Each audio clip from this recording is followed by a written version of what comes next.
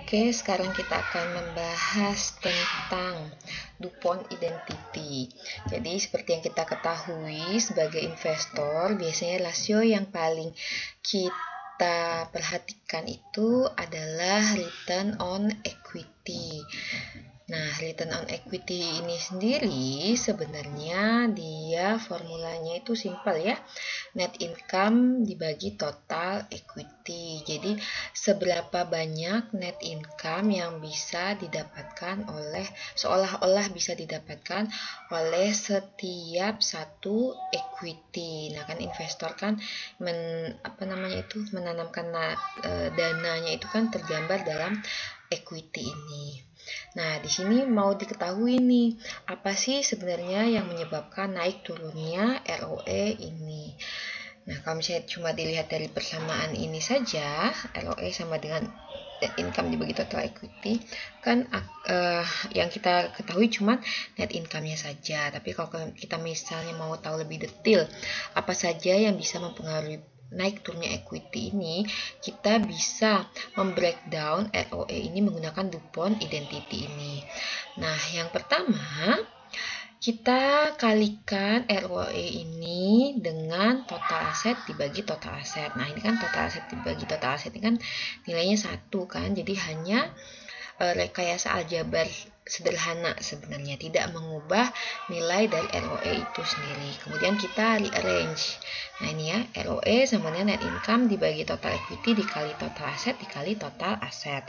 Nah, kemudian total asetnya kita pindahkan, total aset di sini kita pindahkan ke net income di sini, total equity di sini kita pindahkan ke total aset yang di sini. Nah, menjadi net income dibagi total aset dikali total aset dibagi total equity. Ini sendiri net income dibagi total aset ini namanya return on asset. Kemudian total aset dibagi total equity ini namanya equity multiplier. Nah, kalau kita mau expand lagi, equity multiplier sendiri itu adalah 1 plus debt equity ratio atau debt dibagi equity. Nah, jadi di sini kita bisa lihat nih faktor-faktor yang bisa menyebabkan kenaikan atau penurunan ROE, yaitu dari ROA-nya maupun dari equity multiplier-nya atau dari ROA dan debt equity rasionya. Nah, ini kita cek ya kalau misalnya kita menggunakan ROE menggunakan rumus ini, hasilnya berapa? Nah, hasilnya tetap 16,46%, sama dengan hasil yang sebelumnya. Nah, di sini ya, 16,46%. Nah, kemudian dari rumus atau formula yang ini, sekarang kita kalikan dengan sales dibagi sales. Nah, sales dibagi sales ini kan nilai kan 1 ya, jadi tidak berpengaruh terhadap nilai akhir ROE-nya. Kemudian kita rearrange. Nah, sekarang kan dari sini, ini kan rumus yang di sini tadi ya, atau rumus yang ini. Sekarang kita kalikan dengan sales dibagi sales. Kemudian kita rearrange. Net income dibagi sales di sini, net income dibagi sales yang di sini. Kemudian sales dibagi total aset. Kemudian total aset dibagi total equity. Jadi kita rearrange aja. Nah, ini menjadi net income dibagi sales namanya profit margin. Sales dibagi total aset namanya total asset turnover. Kemudian total aset dibagi total equity namanya equity multiplier. Nah, jadi dari DuPont Identity ini, satu rasio ROE ini bisa kita lihat dari rasio profitability-nya, rasio aset manajemennya atau efisiensinya, kemudian rasio leverage-nya, equity multiplier. Lalu kita masukkan nih rumusnya ke sini. Tetap hasilnya 16,46%. Nah, jadi apa sih yang bisa menyebabkan naik turunnya ROE? Yaitu naik turunnya profit margin, naik turunnya efisiensi, kemudian naik turunnya equity multiplier. Nah, di sini ya. Jadi profit margin ini adalah ukur dari firm operating efficiency. Jadi, seberapa baik perusahaan itu bisa mengontrol cost-nya. Jadi kalau misalnya semakin baik dia bisa mengontrol cost-nya, profit margin-nya akan semakin tinggi di sini. Kemudian total asset turnover itu adalah firm's asset use efficiency. Jadi seberapa baik perusahaan itu bisa memanage asetnya. Semakin baik atau semakin efisien menggunakan asetnya, maka total asset turnover-nya itu akan semakin tinggi. Equity multiplier adalah ukuran dari financial leverage-nya.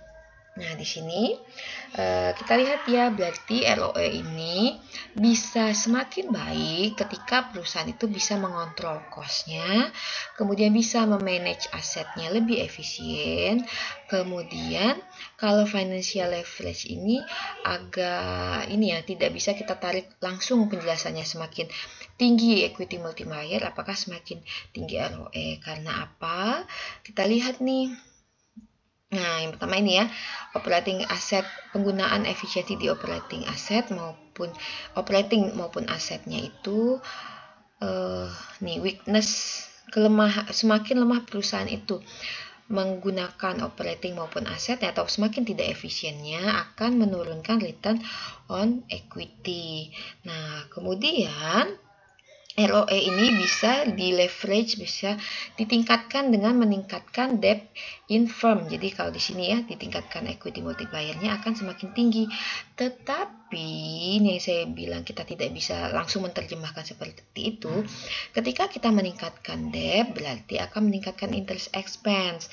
Meningkatnya interest expense ini akan mengurangi profit margin. Nah, sehingga dia juga akan menurunkan ROE. Jadi untuk yang equity multiplier ini harus lebih hati-hati kita menerjemahkannya. Tapi untuk profit margin dan total asset turnover ini kita bisa bilang semakin efisien perusahaan menggunakan cost-nya dan menggunakan asetnya, itu akan semakin tinggi ROE-nya. Begitu juga sebaliknya. Nah, ini adalah perbandingan ROE dari Yahoo dan perusahaan Alphabet di sini. Kalau kita lihat ya, kalau kita hanya membandingkan ROE-nya, kita hanya bisa bilang si Alphabet ini ROE-nya lebih stabil dibandingkan ROE-nya Yahoo. Tapi kita nggak tahu nih apa sih yang membuat Alphabet ini ROE-nya lebih stabil dibandingkan Yahoo. Nah, kalau kita lihat di sini, kita lihat dari profit margin-nya, total asset turnover, dan equity multiplier-nya. Kita lihat nih, apa sih yang sebenarnya paling membedakan mereka. Nah, kalau di equity multiplier ini sebenarnya tidak jauh berbeda ya antara Yahoo dan Alphabet. Nah, berarti bukan pada penggunaan utang nih di sini. Nah, begitu kita lihat di sini total asset turnover. Nah, Alphabet itu lebih efisien menggunakan asetnya dibandingkan Yahoo. Demikian juga di profit margin. Nah, di sini agak profit marginnya agak sangat fluktuatif yang Yahoo ini. Tapi di sini dia profit marginnya lebih stabil. Nah, intinya kalau selintas di sini terlihat bahwa efisiensi penggunaan total aset maupun control cost si Alphabet ini lebih baik dari Yahoo. Itu yang membuat ROE Alphabet ini cenderung lebih stabil dibandingkan ROE-nya Yahoo. Nah, itu kelebihan kalau kita mengekspand ROE itu menggunakan DuPont analisis ini. Kita bisa tahu kelemahan dari perusahaan itu, kelemahan ROE-nya perusahaan itu tuh disebabkan karena apa. Nah, untuk DuPont ini kita bisa expand lebih jauh lagi, tidak hanya melihat dari profit margin, total asset turnover, maupun melihat dari equity multiplier-nya. Nih, misalkan nih ada laporan keuangan, ini laporan keuangan anggaplah satu perusahaan tertentu yang akan kita gunakan untuk membuat DuPont identity-nya. Ini ada income statement-nya dan ini adalah balance sheet-nya. Nah, jadi dari dua laporan keuangan ini kita bisa mencari ROE dan mengekspand semua item di ROE ini. Nah, seperti ini. Jadi kita bisa lihat nih ROE-nya adalah 25,22%. Kemudian kita expand nih menjadi ROA dikalikan dengan equity multiplier. ROA sendiri kita lihat terdiri dari profit margin, kemudian dikali dengan total asset turnover. Nah, profit margin itu adalah net income dibagi dengan sales. Net income sendiri itu adalah sales dikurangi dengan si total cost-nya. Kemudian total cost itu sendiri terdiri dari COGS, R&D expenses, kemudian selling and general and administrative expense, kemudian interest, tax di sini. Nah, kemudian di sini total asset turnover berarti itu terdiri dari apa? Sales dibagi dengan total aset. Nah, total asetnya itu terdiri dari apa aja? Terdiri dari fixed asset dan current asset. Current asset terdiri dari account receivable, cash, dan inventory. Jadi kalau kita mau expand DuPont chart itu bisa ya sampai ke account penunjangnya apa saja. Oke, itu tentang DuPont Identity. Selanjutnya kita akan membahas kenapa sih kita perlu mengevaluasi laporan keuangan.